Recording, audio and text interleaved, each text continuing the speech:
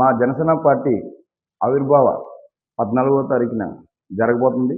దీనికి వేలాదిగా నర్సాపురం నుంచి తరలి వెళ్ళటకు గత 10 రోజుల నుంచి కూడా ఏ రకమైన కసరత్తులు చేయట్లేదండి ఎమ్మెల్యే గారు. కానీ ఈ సభ ఎప్పుడొస్తది, ఎప్పుడు 14 తారీఖు ఎప్పుడొస్తది, 14 తారీఖు ఎప్పుడొస్తదని చెప్పి అటు జనసేన నాయకులు, ఇటు చిరు పవన్ ఫ్యాన్స్ నుంచి అనేక ఆశకి అంటే ఇదివరకు సినిమా రిలీజ్ అవుతే ఎప్పుడు వస్తుందని చూసేవాళ్ళం. ఈ రోజు జనసేన పార్టీ ఆవిర్భావ దినోత్సవం ఎప్పుడు వస్తుందని ఎదురు చూస్తున్నాం. దానికి కారణం ఏంటంటే చాలా మంది పవన్ కళ్యాణ్ గారు విమర్శించారు.